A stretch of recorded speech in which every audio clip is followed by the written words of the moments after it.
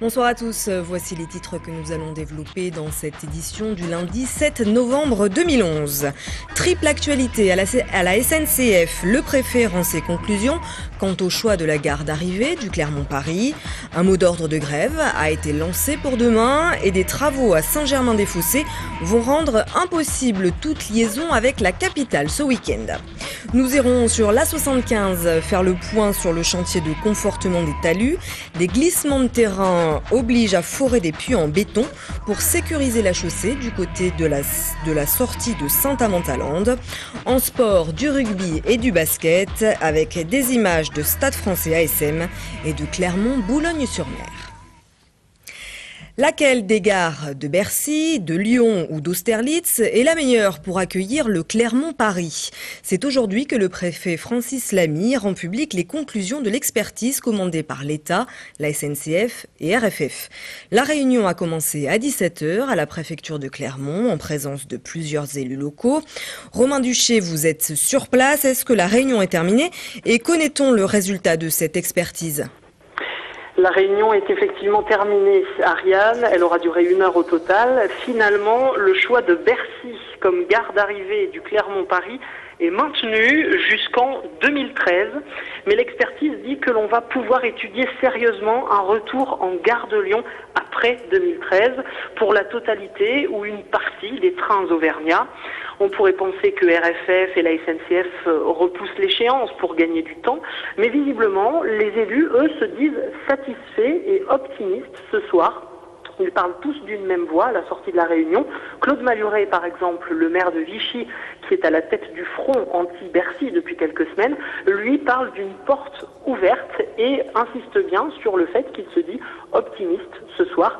Une étude complémentaire sera demandée dans ce dossier et les élus vont également chercher à être reçus par la ministre de l'écologie, Nathalie Kosciusko-Morizet, dans les prochaines semaines.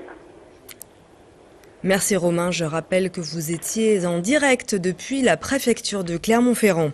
Et décidément, la SNCF est au cœur de l'actualité cette semaine et des perturbations en série sont à prévoir sur le réseau auvergnat.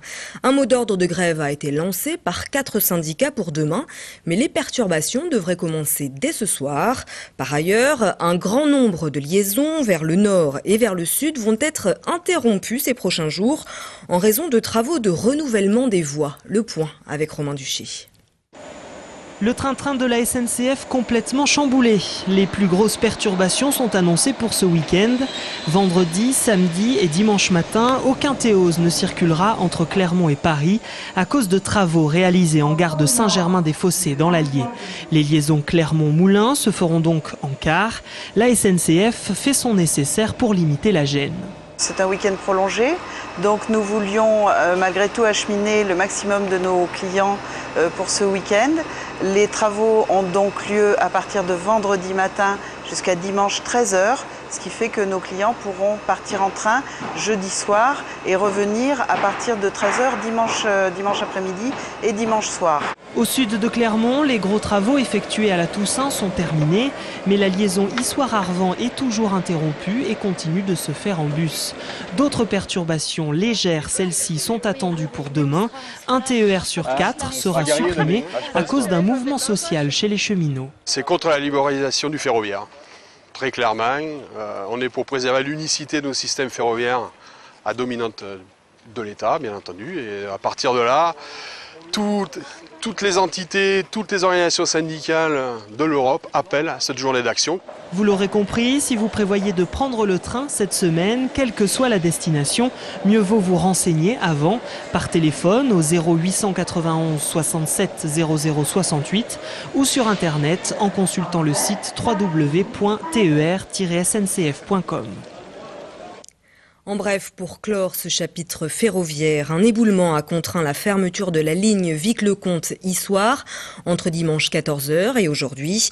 Les fortes pluies que l'on a connues ces derniers jours pourraient être à l'origine de ces glissements de terrain. Le trafic a été rétabli en début d'après-midi ce lundi.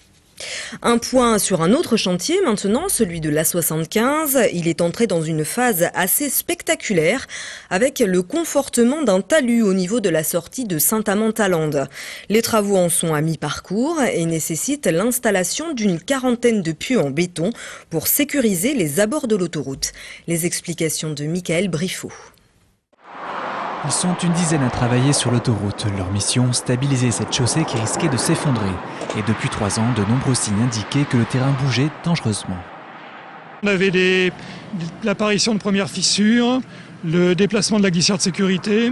Et en fait, tout ce qui constitue la bande d'arrêt d'urgence était en train de constituer une espèce de marche d'escalier par rapport à la chaussée. Donc ça devenait en plus dangereux pour la circulation, au-delà du problème structurel de la chaussée.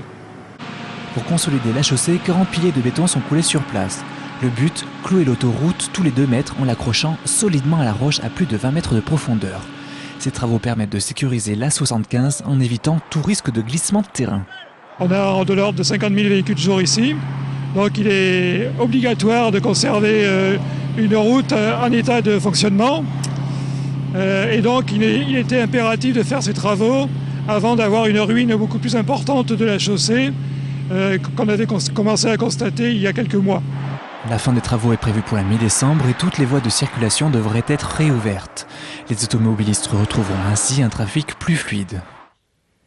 En sport, la défaite de l'ASM Clermont-Auvergne samedi après-midi face au Stade Français. Sur le score, somme toute assez sévère, de 37-16. Vous allez voir sur les images le premier essai parisien signé Fainifo. Le match s'est déroulé sur la prestigieuse pelouse du Stade de France. Les Clermontois ont du coup laissé leur place de leader au Stade toulousain et sont 2e au classement du top 14. On écoute le 3e ligne Julien Bardi au micro de Grégory Gomez. Peut-être qu'on s'est cru peut-être un peu invincible entre guillemets, dû à nos perfs précédentes en défense. Voilà, je pense qu'aujourd'hui on a pris, on va prendre ça comme une petite leçon et puis il faut vite bosser pour attaquer sur la semaine prochaine parce que ça va être encore une très grosse rencontre.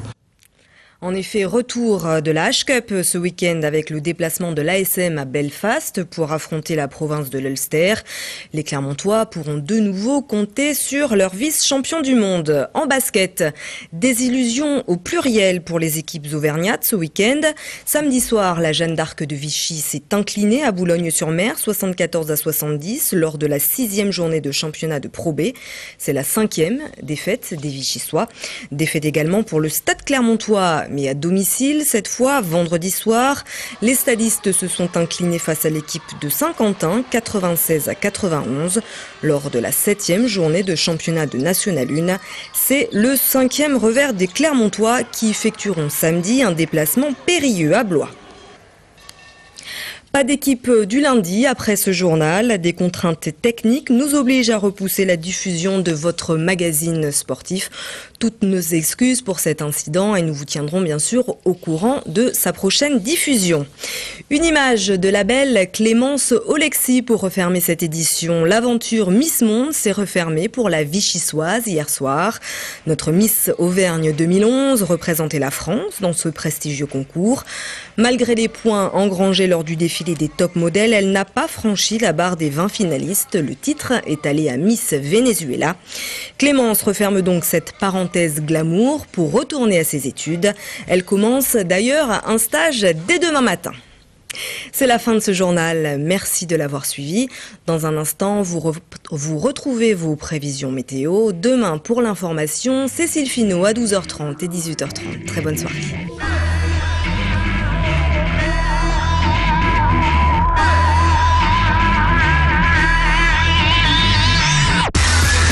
L'actu locale est aussi en ligne. Retrouvez votre JT sur clermontpremière.com.